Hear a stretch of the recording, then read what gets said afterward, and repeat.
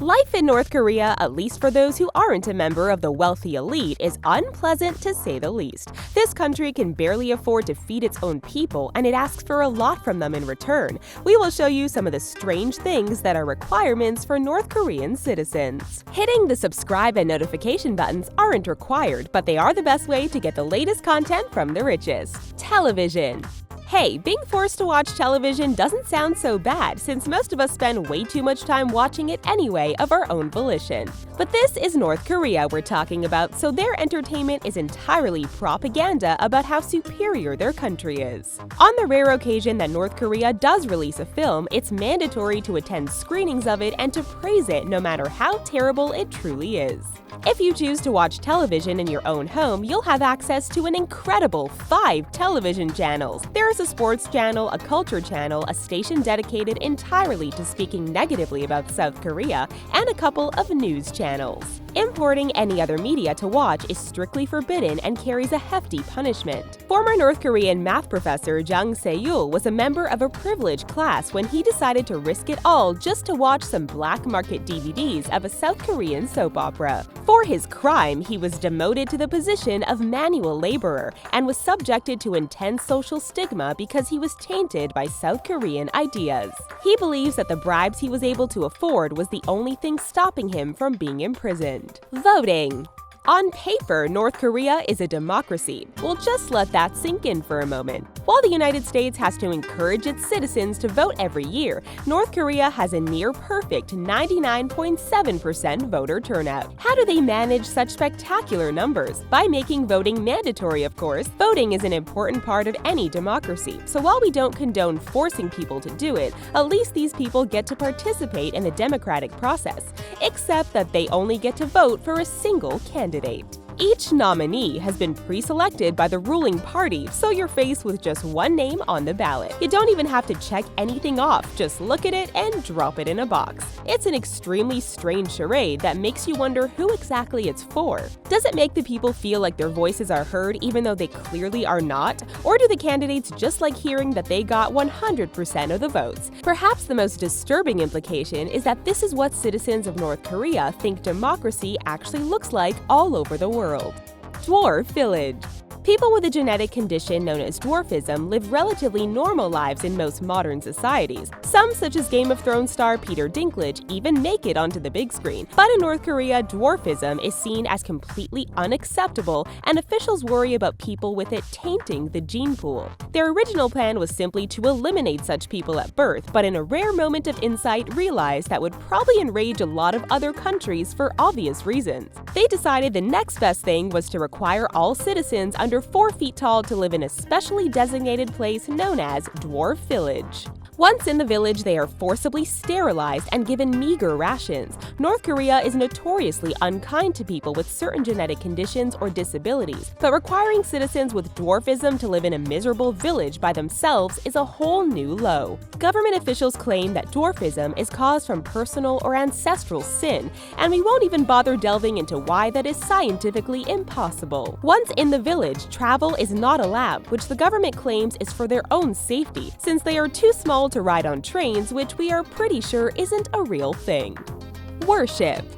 People in North Korea are required to worship daily or risk severe punishment, but you won't see them praying to any religious figure that you're likely familiar with. Instead, they worship the former supreme leader Kim Il-sung. Statues and photos of him are everywhere, and houses are required to have well-maintained photos of Kim Il-sung and Kim Jong-il on the walls. Before eating, it's expected for families to thank Kim Il-sung for their food. Just imagine if they passed a law in the United States that said you had to display photos of Barack Obama and George Bush in your house and thank them before you ate your meal, and consider how ludicrous that idea is. Even when writing about him in books or other publications, there are rules to follow, such as making sure that his name does not get split onto 2 different lines or 2 different pages. Children are taught in school that he had a wide range of superpowers that would have made any Avenger jealous, including invisibility, super speed, and turning pine cones into bullets, although we aren't sure how useful that last one would be. Christmas is cancelled. A cruel person canceling or attempting to thwart Christmas is the plot of many holiday specials. It's also a real thing that current dictator Kim Jong-un did when he decided to become a real-life Grinch. Instead of decking the halls, North Korean citizens are required to celebrate Kim Jong-un's grandmother, Kim Jong-suk. She was the wife of his grandfather, the highly esteemed Kim Il-sung, and the mother of Kim Jong-il. Not only did Kim Jong-un require all of his citizens to participate in his made-up holiday instead of Christmas, but he threw a royal tantrum when he found out that South Korea was planning to erect a Christmas tree near the border. His rage and threats were so great that South Korea decided it just wasn't worth the risk. Allegedly, Kim Jong-suk was born on Christmas Eve and was known as the Sacred Mother of the Revolution. Still, requiring people to forego celebrating Christmas in order to better pay tribute to her seems to be a bit much, especially since there are many other days in the year that don't already have a holiday associated with them. Time for our trivia question, comrades. No North Korean couple looking to get married would do so without having two of what unusual thing at the altar? Keep watching for the answer. Mourning. By now, you may have noticed a trend of people in North Korea being expected to worship all of their leaders. However, it goes beyond even having to say a quick prayer before dinner. When Kim Jong-il passed away, videos emerged of bereaved citizens wailing in the streets. But were these tears genuine, or were they tears of terror? Rumors began to circulate that people in North Korea would be sent to forced labor camps if they did not appear to be sad enough about Kim Jong-il's passing. They might just be rumors, however, North Korea does punish people severely if they are perceived to be less than ardent in their love of their leaders, so it's highly likely that to some extent these displays of sadness were out of fear of punishment. It's less juicy than the idea of officials measuring everyone's tears to see if they are sad enough, but it's still pretty terrifying to think about. It's believed that the outpouring of emotions is due to a mixture of terror of being punished, apprehension about the future, and possibly a form of mass hysteria. Showing allegiance is paramount in North Korea, and this may be a very unorthodox form of that. Weddings. For many people, wedding days are all about the happy couple. People may claim that marriage is a government institution, but nowhere is that more apparent than in North Korea. Brides won't be throwing their bouquet for their guests to fight over, because they'll need to bring those flowers straight to a statue of Kim Il-sung as soon as their ceremony's over. When setting your wedding date, April 15th and February 16th are automatically off the table, since those are the birthdays of Kim Il-sung and Kim Jong-il. After you make your required flower donation, you can have your wedding photos taken in front of the statue, which just sounds so romantic. For more humble weddings where the guests can't afford gifts, they often pay a small fee to borrow gifts from the marketplace. After a photo session, the gifts are then returned. There is no such thing as a honeymoon in North Korea, and newlyweds are expected back at work the next day after the wedding. Because North Korea does not focus on the individual, a marriage is seen as something to be done for the family. As such, it's expected that each family member will consent before anyone walks down the aisle. Team building.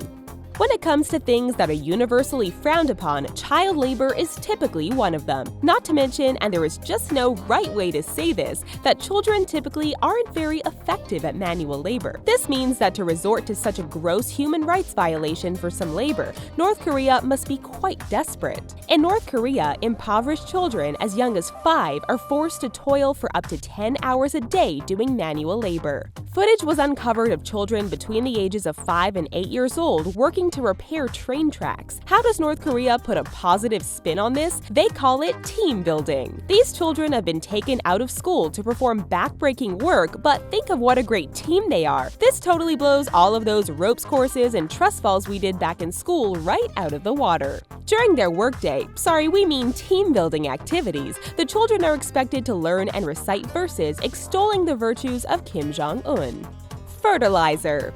There is a serious food shortage in North Korea, and their farms are struggling now more than ever. The government blames the weather and people not loving North Korea enough, but one actual factor is that nobody will sell them the chemicals they need in order to make proper fertilizer. South Korea used to help them out in this regard, but North Korea repaid their kindness by sinking one of their ships, so they pulled back on their generosity.